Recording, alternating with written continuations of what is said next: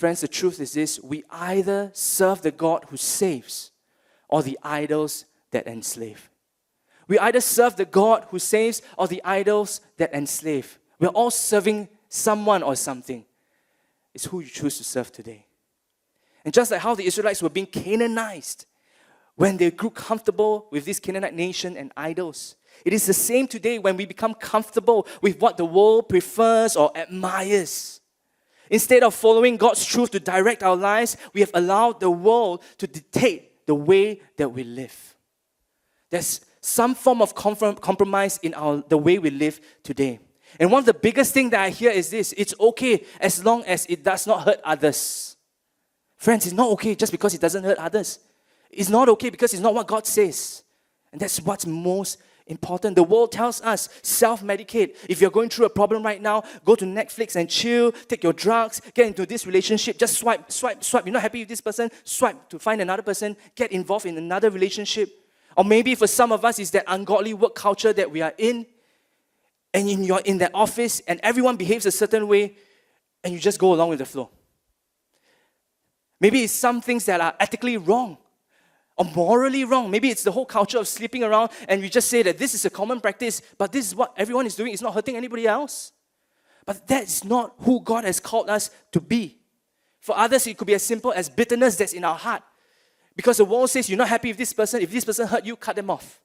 If your dad said something to you, cut him off. If your friend said something to you, cut him off. If someone has hurt you, get rid of them. Just move on with your life. As long as you don't hurt them, you're fine.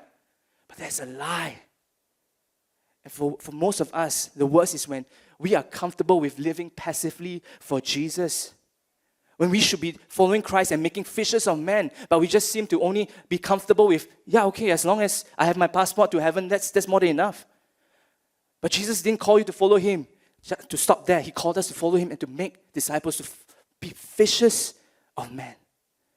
See, if we look at the Israelites, they were called the people of God, and yet they were not following or obeying God. Similarly, we can be known, labeled as Christians, and still live a life that does not obey or follow Christ. And the question is this: have we been Canaanized by our world today? Have we as a church been Canaanized by our world? As followers of Jesus, the church is supposed to love God, love people, make disciples of all nations.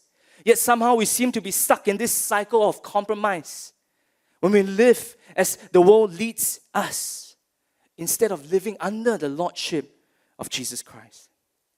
See, maybe some of us are enslaved today to sin, to some form of addiction, or maybe to apathy, just indifferent, don't do anything, just lay back and just go through the motion. Maybe we are going through this because we have compromised our relationship with Christ. So what do we need to do? We need to drive out compromise. We need to drive out compromise. Jesus taught us in Matthew 18, it says, "And if your hand or your foot causes you to sin, cut it off and throw it away." Welcome, first-time guests. It is better for you to enter life crippled or lame than to go with 2 hands or 2 feet and be thrown into the eternal fire. If your eye causes you to sin, tear it out and throw it away. It is better for you to enter life with 1 eye than with 2 eyes to be thrown into the hell of fire. Wow, Jesus, are you serious? Why are you so gory? Why are you so violent?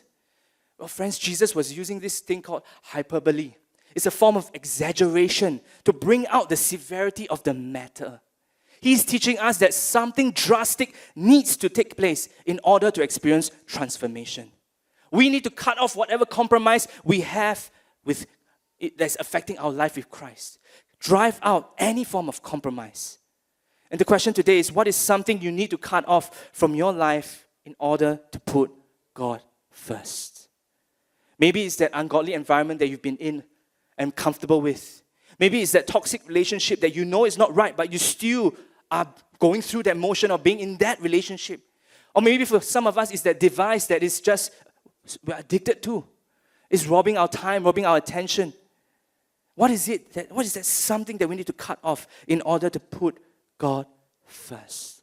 Friends, God must be first in all areas of our lives. Would you turn to your neighbor and say, put God first?